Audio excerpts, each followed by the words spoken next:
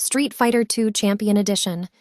A lot of people like myself started off with Street Fighter II because the first one was available for arcade, but only came out to systems like the Amiga and Commodore 64 instead of Nintendo or the Sega Master System, so a lot of people missed it, and this game was their introduction to the franchise.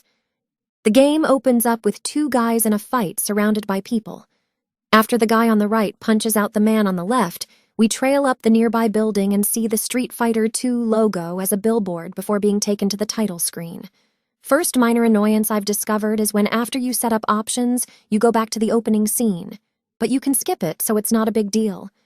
We have two modes to start with, Champion Mode and Hyper. The only real difference between them are characters' alternate costumes, and increasing the speed of the fights, adding a new layer of difficulty. From there, both modes has your option of single-player, two-player, or group battle. Since I unfortunately don't have anyone to play with, this will mainly be a review of the single-player mode. Woe is me. Street Fighter II Champion Edition has a total of 12 different characters to choose from, adding the 4 bosses you faced at the end of the previous version to the character roster. You can even battle yourself in single-player this time around. I always enjoyed how you move from country to country on an airplane before each fight. The game itself is pretty straightforward, one-on-one with 2 rounds, and a 3rd round if there's a tie.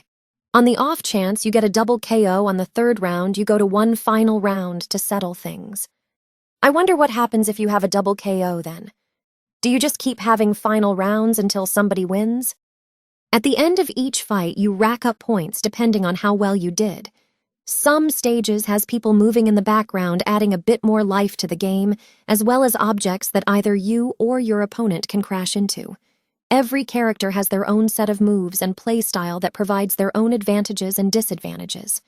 Chun-Li is fairly quick while being powerful. You're able to jump around with her and throw someone mid-air. Honda and Blanca are the strongest fighters in the whole game. I was inflicting more damage with them than I could even keep track of. I'd perform 1 or 2 moves and the match would be over before I could get any kind of momentum going. Sagat is powerful, but his legs may as well have a target painted on them. The first time I played the game, I picked him by mistake and had so many people go after his knees it was ridiculous. But at the same time, it's smart programming because when you are faced with a man who is bigger than you, where do you go?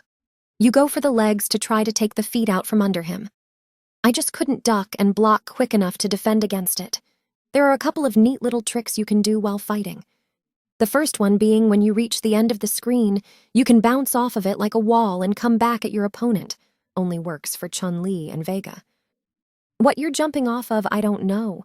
But I don't care if it helps me get the win. Another thing you can do is when you're knocked through the air, you can press back on the D-pad and regain control of your fighter before hitting the floor. Occasionally, you can be beaten so badly your fighter will literally be seeing stars, giving your opponent the chance to get an extra hit in. That's one of those things that is awesome when it's not you, but man does it suck ass when you're on the receiving end. Each character likes to rub in the fact that they've won by taunting a bruised opponent when the match is over. This would be better if they didn't just repeat the same couple of lines over and over again. After the 15th time of seeing the same statement by the same character, I was just tired of it, and unfortunately there isn't any way to skip these parts. Every 3 fight, you get a bonus stage. Long story short, you basically have to destroy whatever obstacle is standing in your way before time runs out. I was only able to complete the 2nd bonus stage with the bricks using Chun-Li. The hardest one is probably the falling barrels just because you're dealing with moving targets this time around. Unless you're using Blanca. Everything is easier with Blanca. In the end, you face the man himself, Monsieur Bison. Out of the 4 bosses you face, I have to say Sagat and Bison are the hardest. Sometimes Balrog would give me a hard time, but not a lot. Vega was easier than I remembered him being. When all is said and done, you can put in your initials and look at the score. Not too long and not too short. If you happen to lose, don't fret it. The continues will take you back where you left off like a good game should. None of this start back at the beginning crap. Continues also take you back to the character select screen so you can choose a different fighter if you want.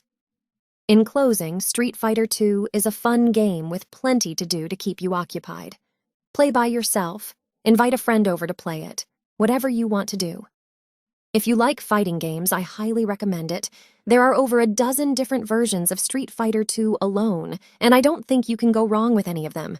Get it.